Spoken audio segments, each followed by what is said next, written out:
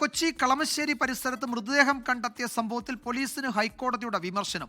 മൃതദേഹം ബംഗളൂരു സ്വദേശി സൂരജ് ലാമയുടേതെന്ന് സ്ഥിരീകരിച്ചാൽ പോലീസ് ഒരുപാട് ചോദ്യങ്ങൾക്ക് ഉത്തരം നൽകേണ്ടി വരും എന്ന് ഹൈക്കോടതി മുന്നറിയിപ്പ് നൽകി. സൂരജ് ലാമയ്ക്കായുള്ള അന്വേഷണത്തിന് മകൻ സിന്തോൺ ലാമ വീണ്ടും കൊച്ചിയിലെത്തി. പോലീസിനും എറണാകുളം മെഡിക്കൽ കോളേജ് അധികൃതർക്കുമെതിരെ സിന്തോൺ ലാമ രൂക്ഷ വിമർശനം ഉന്നയിച്ചു. If Ernakulam Medical College had not let my father go, we wouldn't be here. If they had to follow procedure, those people told me that he can say his name. He doesn't know his name, dude. How are you lying? I have medical proof of that. I have a medical certificate from Kuwait government saying that no, this person is mentally challenged, he's gone, he's lost. How come Ernakulam, such a big medical college, say that no, he spoke from his own mouth and said no, let me go? How can that happen? It's not that I don't trust them. It's just that they have shown their lack of responsibility so far. It's called due negligence in English. Vishnu Suresh വിവരങ്ങൾ നൽകും കൊച്ചിയിൽ നിന്ന്. വിഷ്ണു, ഇത് കോടതി വളരെ ഗൗരവത്തിൽ നേരത്തെ തന്നെ എടുത്ത കേസാണ്. അതിൽ പോലീസിന്റെ വീഴ്ച ചൂണ്ടിക്കാട്ടുകയും ചെയ്യുന്നുണ്ട്.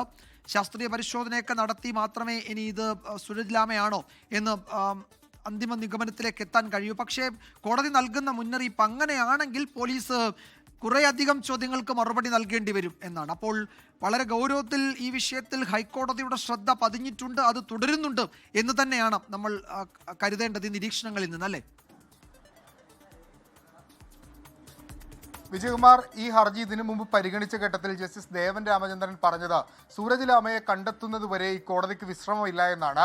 അങ്ങനെയാണ് ഇന്ന് ഈ ഹർജി പരിഗണിക്കുന്നത്, ഹേബിയസ് കോർപ്പസ്. അപ്പോഴാണ് ഇത്തരത്തിലൊരു അജ്ഞാത മൃതദേഹം ലഭിച്ചിട്ടുണ്ടെന്നും അത് സൂരജ് ലാമയുടേതായി സംശയിക്കുന്നുവെന്നും പോലീസ് പറഞ്ഞത്. പിന്നാലെയാണ് അതിരൂക്ഷ വിമർശനം കോടതിയുടെ ഭാഗത്തുണ്ടായത്. സൂരജ് ലാമയെ ഈ മെഡിക്കൽ കോളേജിൽ എത്തിച്ചത് ആരാണെന്ന് കോടതി ചോദിച്ചു. അങ്ങനെയെങ്കിൽ പോലീസാണ് എങ്കിൽ പോലീസിന്റെ കസ്റ്റഡിയിലുള്ള ആരുടെ വിവരങ്ങൾ മഹസറിൽ റിപ്പോർട്ടായി നൽകിയിട്ടുണ്ടാകില്ലേ? അതിനുശേഷം അയാൾ എങ്ങോട്ട് പോയി എന്ന കാര്യത്തെക്കുറിച്ച് പോലീസിന് അറിയില്ലെങ്കിൽ പിന്നെ എന്താണ് പറയേണ്ടത് എന്നാണ് കോടതി ചോദിച്ചത്. ഒപ്പം ഈ പ്രദേശവുമായി ബന്ധപ്പെട്ടും ദേവൻ രാമചന്ദ്രൻ വിമർശനം ഉന്നയിച്ചു. ജുഡീഷ്യൽ സിറ്റി അടക്കം വരാൻ പോകുന്ന ഒരു മേഖലയാണ്. ആ വനമേഖല, അവിടെ ഒരു ബാരിക്കേഡ് പോലും ഇല്ലാത്ത സാഹചര്യമുണ്ട്. ആളുകൾ ആരും അയാളെ അടിച്ചു വീഴ്ത്തണമെന്ന് നിർബന്ധമില്ല. ഒന്ന് തെന്നി വീണാൽ പോലും അല്ലെങ്കിൽ ആരെങ്കിലും തള്ളിയിട്ടാൽ പോലും നിലത്തേക്ക് വീഴുന്ന സാഹചര്യമുണ്ട്. ഇത്തരം സാഹചര്യങ്ങൾ ഒഴിവാക്കാൻ വേണ്ടിയുള്ള നടപടികൾ എന്തുകൊണ്ട് ഇതുവരെ സ്വീകരിച്ചിട്ടില്ല എന്ന് ചോദിക്കുന്നു. പോലീസിനോടുള്ള ചോദ്യം, VIP-കൾക്ക് സുരക്ഷ ഒരുക്കാൻ വേണ്ടി മാത്രമല്ല പോലീസ് ഉള്ളത്, സാധാരണക്കാരുടെ ജീവനും സ്വത്തും സംരക്ഷിക്കുന്നതിന് വേണ്ടിയാണ്.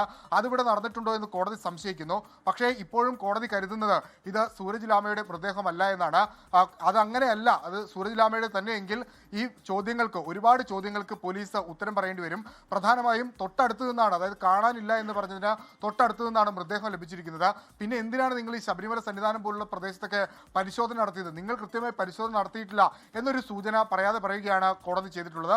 എന്തായാലും ഇതുമായി ബന്ധപ്പെട്ട സമഗ്ര റിപ്പോർട്ട് നൽകാൻ കോടതി ആവശ്യപ്പെട്ടിട്ടുണ്ട്. ആ റിപ്പോർട്ടിന്മേലായിരിക്കും കോടതി തുടർ നടപടികളും തുടർ തീരുമാനങ്ങളും എടുക്കുക. അത് ഒരുപക്ഷെ ഈ കേസ് അന്വേഷണ ഉദ്യോഗസ്ഥരെ മാത്രമല്ല ADGP, DGP തുടങ്ങിയ ആളുകളും ഇതിന് മറുപടി പറയേണ്ടി വരുമെന്നും കോടതി വ്യക്തമാക്കുകയും ചെയ്തു. വിജയകുമാർ.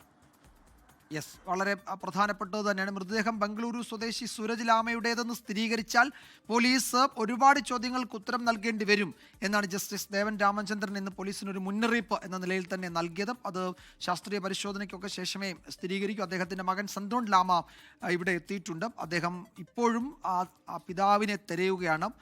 പോലീസിനും എറണാകുളം മെഡിക്കൽ കോളേജിനും ഒക്കെ എതിരെ വലിയ ആരോപണം അദ്ദേഹം ഉന്നയിക്കുകയും ചെയ്യുന്നു.